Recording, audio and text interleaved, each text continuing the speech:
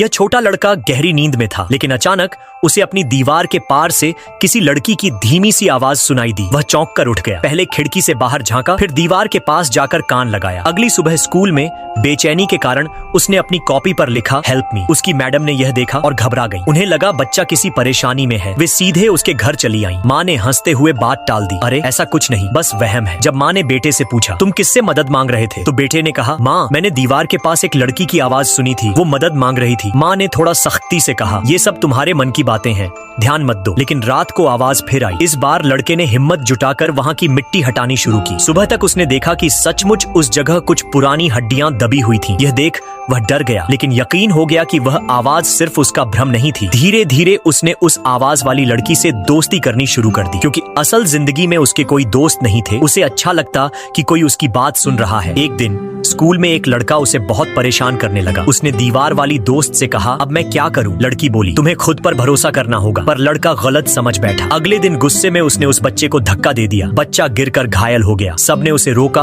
और प्रिंसिपल के पास ले गए। घर फोन गया। प्रिंसिपल ने थोड़े समय के लिए उसे स्कूल से रोक दिया। पिता हैरान थे कि उनका बेटा इतना गुस्सैल क्यों हो गया है। उन्होंने उसे कुछ दिनों तक अकेले कमरे में बंद रखा ताकि वह शांत हो सके। जैसे जैसे समय बीता, लड़के को शक होने लगा कि उसके माँ बाप कुछ छुपा रहे हैं। वह फिर आवाज वाली लड़की से बातें करने गया। तभी उसे एहसास हुआ कि यह कोई अनजान नहीं बल्कि उसी की बहन है, जो रहस्यमयी तरीके से दीवार के उस पार मौजूद है। एक रात उसने दीवार में एक छोटा छेद देखा। तभी अचानक उसकी नींद खुल गई। माँ उसके पास बैठी थी, पर उसके मन का शक खत्म नहीं हुआ। वह चुपके से माँ बाप के कमरे से फोन उठाने गया और अपनी मैडम को कॉल करने लगा। तभी माँ ने पीछे से आकर फोन छीन लिया। बाद में जब वे रात में साथ डिनर कर रहे थे तो माहौल भारी था। पिता अचानक अजीब तरह से बीमार जैसे लगे। उनकी सांसें तेज हो गईं और चेहरे पर अटकन सी दिखाई दी। माँ घबरा गई। बेचैनी में वह लड़के को संभालने की कोशिश करती है, पर तभी वह सीढ़ी पर पैर फिसल जाने से बुरी तरह गिर जाती है।